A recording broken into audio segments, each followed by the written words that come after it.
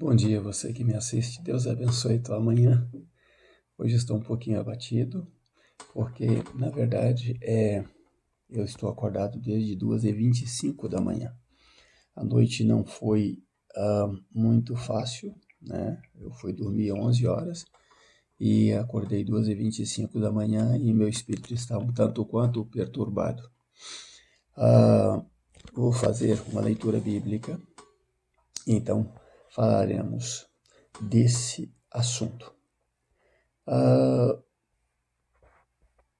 Aconteceu um fato, né, depois que Eliseu curou Naamã, e então o rei da Síria resolve mais tarde atacar de novo a Israel. Consulta os seus oficiais e então resolve atacar a Israel. Mas Eliseu então orientava o rei de Israel, dizendo assim: guarda-te de passares por tal lugar, porque os sírios estão descendo ali.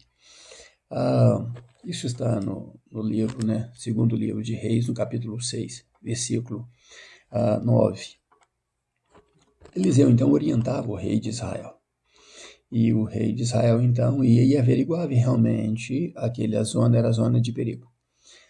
Porque meu espírito está perturbado e desde 2h25 da manhã eu estou acordado e não consegui mais dormir, orei a Deus e vim ler a Bíblia, postei algumas coisas já falando desse assunto e gostaria de falar esse assunto. Em 1999 eu fui pregar, né, eu fui visitar a minha mãe em Conselheiro Pena, eu moro na Flórida, nos Estados Unidos, e ali Deus me usou muito para pregar.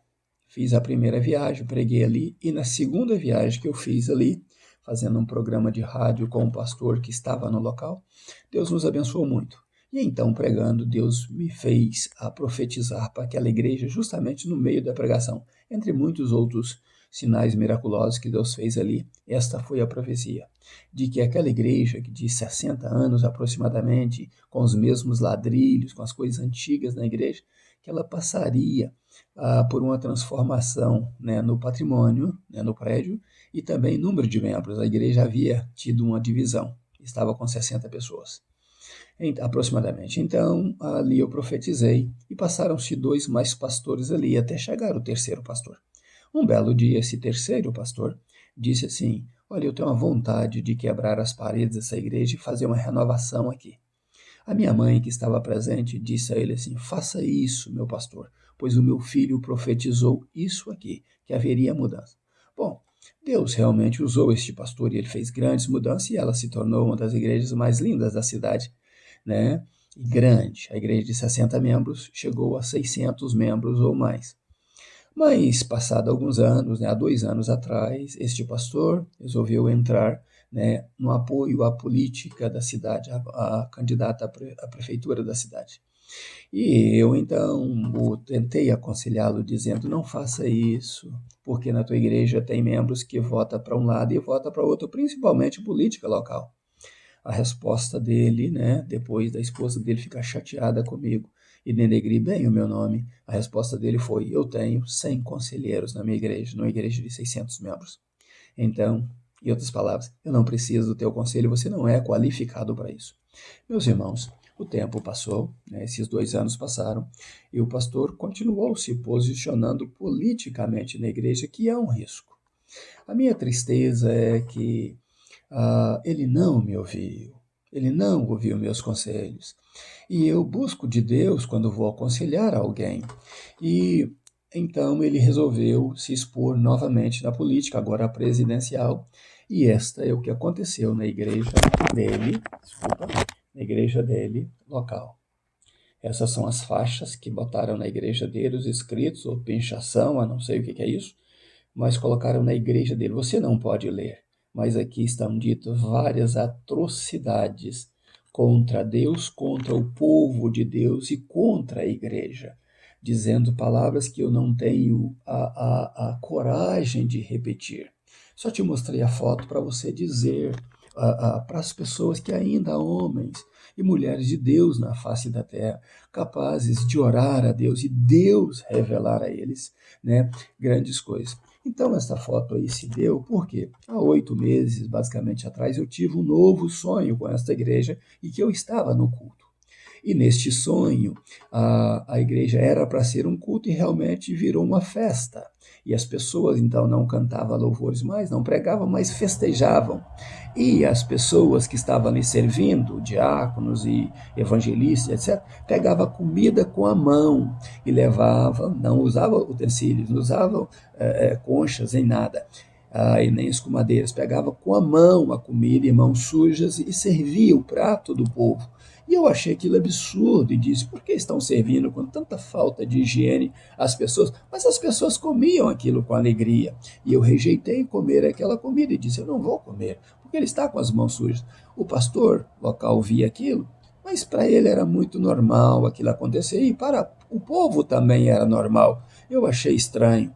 Então, eu agora entendo o porquê dessa perseguição, o porquê dele não ter ouvido meus conselhos, que eram conselho de Deus, para ele não se lançar à política, não apoiar candidato este ou aquele.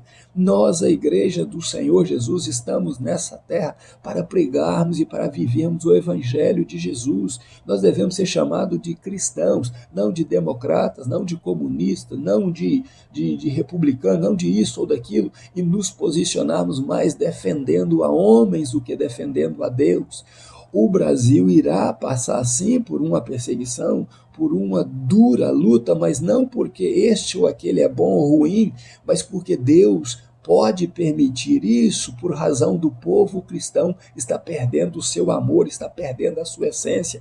Hoje a igreja que você entra, você não sabe mais definir se é igreja ou se é mundo, as vestimentas, a forma de agir, né? A gente vai perdendo amigos porque a gente vai pregando a verdade e falando a verdade, mas esses amigos estão comprometidos com o modernismo, com a mentira, né? Com o sucesso que este mundo oferece, e Deus está se entristecendo com isso. As pessoas já não dobram mais seus joelhos para buscar a Deus, para buscar uma palavra de Deus, para saber o que Deus quer falar com o seu povo, mas sim querem mensagens de internet, estudos que eles fazem na internet, já não buscam mais a Bíblia Sagrada, que é a palavra de Deus. Ela precisa estar presente nas nossas mesas, dos nossos lares, nas nossas vidas, e nós esquecemos disso aí, estamos nos afastando de Deus e colocando a culpa em Deus e nos homens, dizendo que está dando errado, mas está dando errado